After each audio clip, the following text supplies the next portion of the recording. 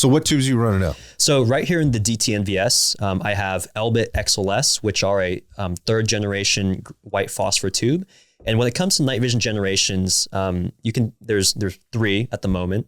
And with the third being the newest one, it's the best performing in terms of its ability to transfer ambient light into a usable image. That's how tubes work, right? You need ambient light for them to work.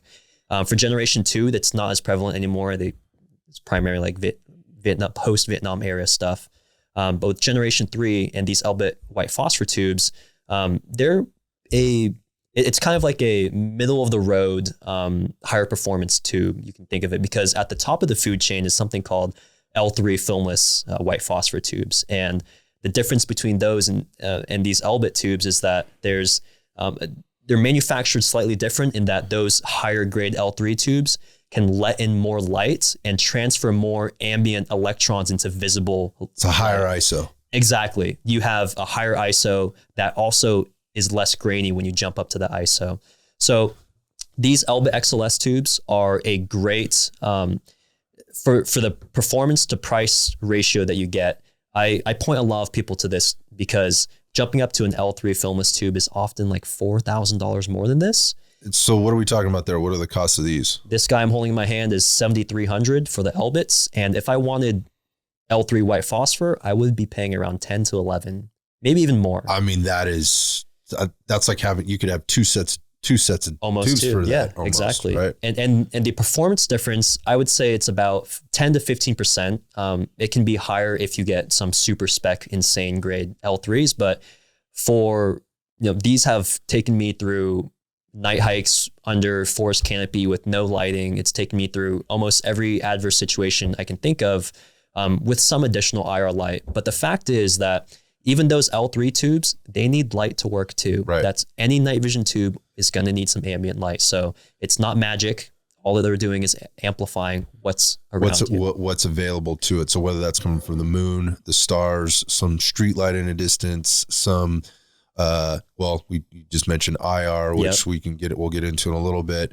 I mean, so what we've learned in our training is there's almost never a situation where you're in pitch black darkness, where there's absolutely zero ambient light. Now there could be, I've never trained in a situation like that. Even on an indoor range where we shut everything down, you're literally encased in concrete and steel, right? There's still a little bit of light coming in from somewhere. There's like an exit sign or something. That low dim green light, like in the back, and that's enough, like to again, for that ISO to work on that or work on those tubes. Yeah. So I point a lot of people towards these.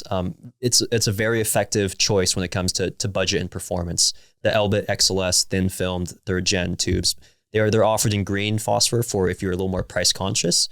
But I opted for white phosphor given the performance benefits and ease of use on the eye. Gotcha. Those tubes over there are we got green. a second set. So we got a second set of tubes here. Yeah, and those are 3D printed, believe it or not. The housing is.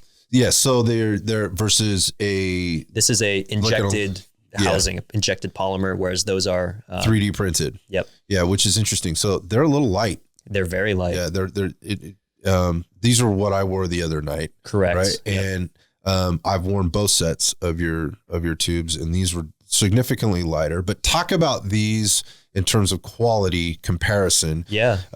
You've already talked about the difference between the white and the green, right? And these are green. Yep. But maybe talk a little bit about what the step up was and the why from this to that.